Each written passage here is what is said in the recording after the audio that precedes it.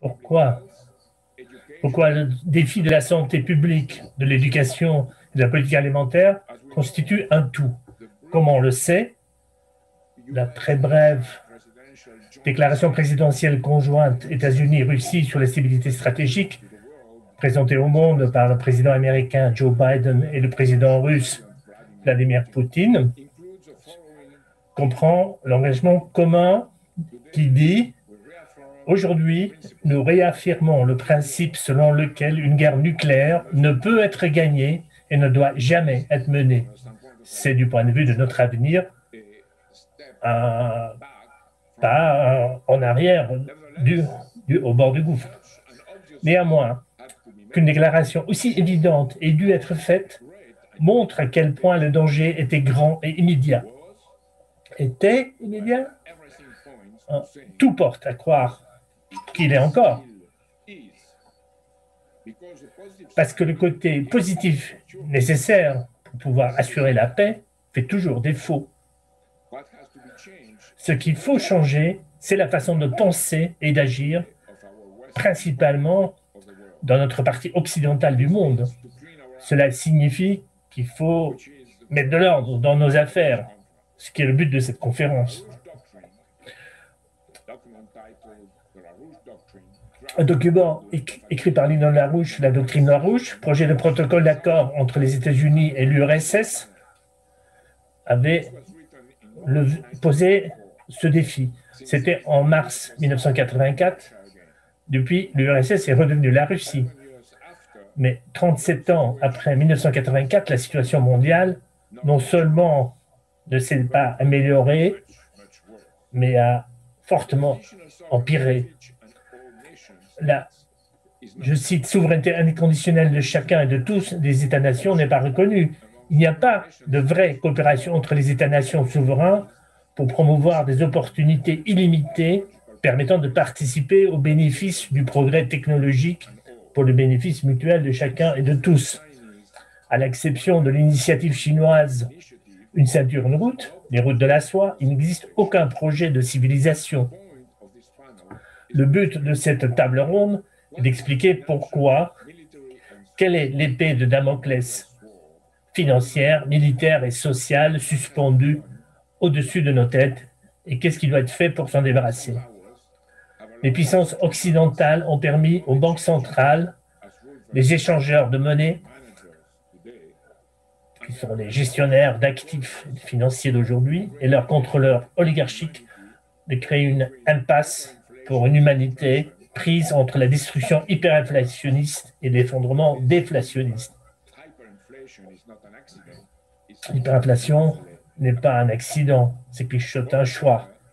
L'orateur prochain, Paul Gallagher, expliquera comment cela a été organisé, aggravé après les réunions d'août 2019 des banquiers centraux à la conférence annuelle de Jackson Hole au Wyoming, aux États-Unis. Ils appellent cela un changement de régime, utilisant le même mot pour leur pillage financier mondial de tous que celui qu'ils utilisent pour imposer la soumission politique à certaines nations, prenant prétexte de la responsabilité de protéger quoi? Leur ordre financier féodal sous le prétexte hypocrite de démocratie. Sous une telle domination, la richesse réelle s'effondre, le monde s'appauvrit, car de moins en moins d'argent est injecté dans la production et de plus en plus de fausses monnaies est émise. Au cours des 6 derniers mois, les milliards d'actifs dans la réserve fédérale a remonté de 94%, alors que la production réelle, physique, n'a pas du tout remonté, malgré le blabla des médias. Paul vous donnera toutes les figures pertinentes, mais laissez-moi vous en donner un chiffre très significatif. Pour produire $1 de vraie production, après la Seconde Guerre mondiale, il fallait émettre à peu près $1. Rapidement, c'était devenu $1,50. Aujourd'hui, il faut émettre $5 pour produire 5 dollars de dette émise pour produire 1 dollar de production, alors qu'en réalité, c'est encore plus élevé si on intègre le facteur de l'inflation. Deux autres chiffres définissent la situation sur le mur de la caverne financière. Le montant total de la capitalisation boursière par rapport au produit national brut américain atteint 317%, alors qu'il n'était que 210% déjà à la fin du troisième trimestre de 2007, avant le krach de 2008. Donc c'est bien pire aujourd'hui qu'en 2007. Le même type d'augmentation pour les ratios de l'immobilier par rapport au PNB. C'est ce qui définit l'hyperinflation. Un flux toujours plus important de fausses monnaies émises par le système financier pour accumuler de la richesse monétaire au détriment de la production et du niveau de vie de la population.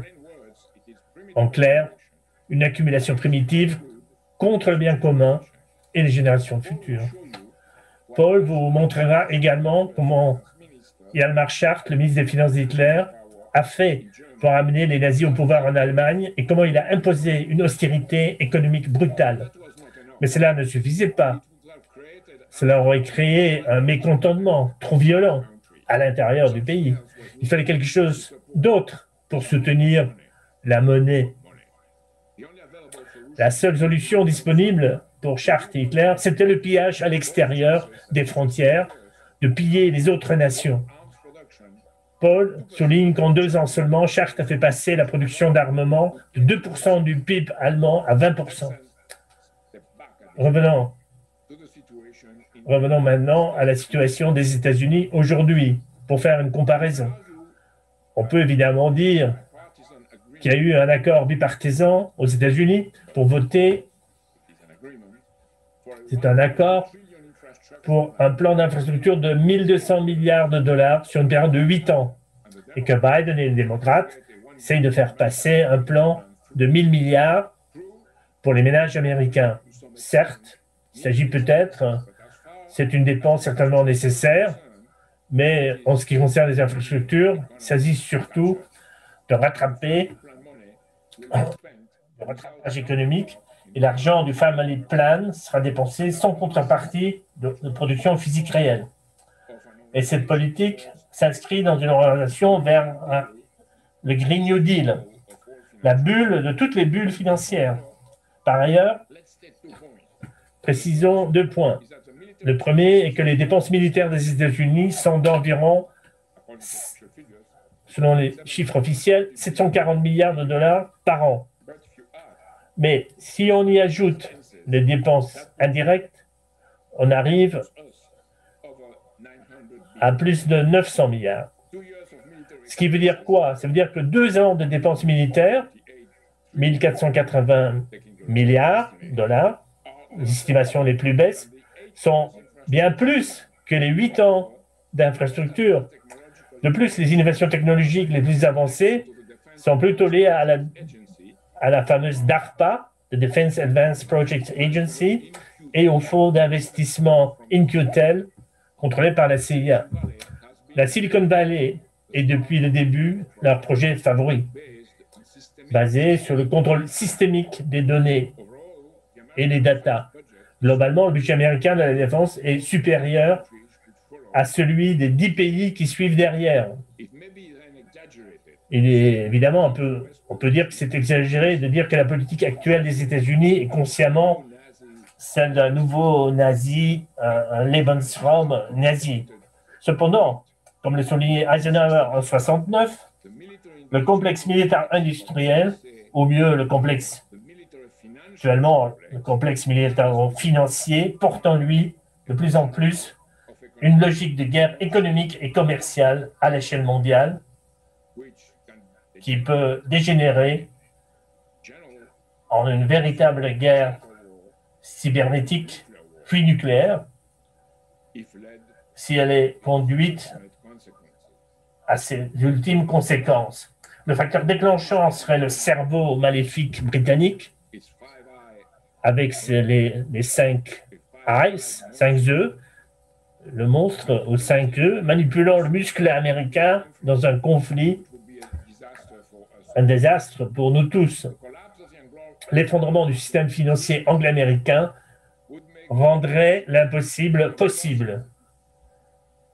Comme l'a exprimé avec ses propres mots l'amiral Charles A. Richard, commandant du STRATCOM, du Strategic Command américain. Existe-t-il une opposition pertinente de la part d'un autre pays occidental à cette vision? On trouve certaines déclarations, Macron, Merkel, mais ils sont tous piégés dans le même système. En d'autres termes, ils déplorent la croisade actuelle de l'OTAN contre la Chine, mais jusqu'à présent, ils ne l'ont fait qu'en belles paroles. Entre-temps, nous avons vu le destroyer britannique HMS Defender provoquer les forces russes en mer Noire, comme on en a mentionné hier, et être promptement la cible de tirs de sommation et de bombes larguées sur son trajet. L'épée de Damoclès d'aujourd'hui, dans ce contexte financier mondial,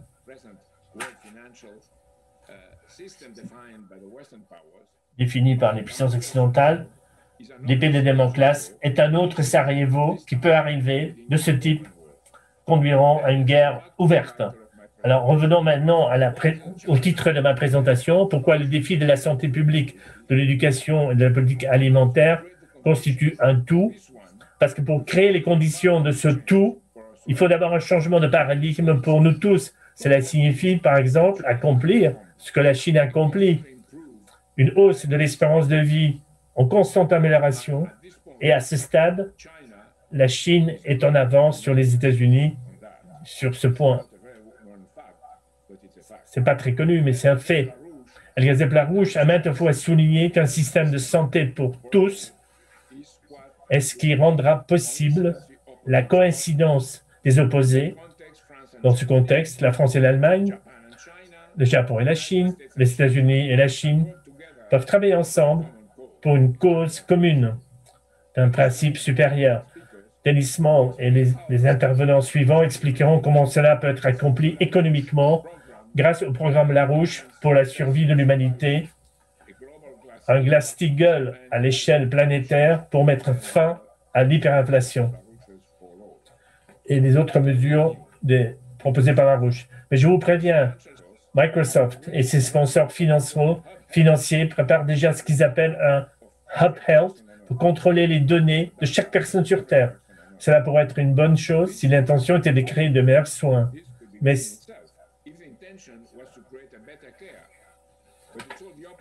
c'est l'opposé. S'il n'y a pas de changement de paradigme, les informations seront transférées aux compagnies d'assurance qui détermineront ensuite combien chaque personne doit payer en tenant compte de son profil de médecine prédictive. C'est la fin de la solidarité entre êtres humains. Cela signifierait que les pauvres et même les classes moyennes de nos pays occidentaux seraient laissés de côté, incapables de payer, et que les pays les plus pauvres du monde se verraient imposer une dépopulation malthusienne, un massacre chartien, même s'il n'y a pas de guerre, c'est ce qui se prépare déjà. Donc, quels que soient nos désaccords sur certaines questions, nous devrions tous nous unir pour faire ce tout de mon titre, la première, notre priorité humaine absolue. Si nous ne le faisons pas, nous devenons complices d'une destruction mutuellement assurée de notre humanité. Permettez-moi de conclure avec une citation d'Émile Zola, le fameux Émile Zola de J'accuse, qui s'est levé pour défendre le capitaine Dreyfus, comme la plupart d'entre nous ici se sont levés pour défendre l'Union rouge.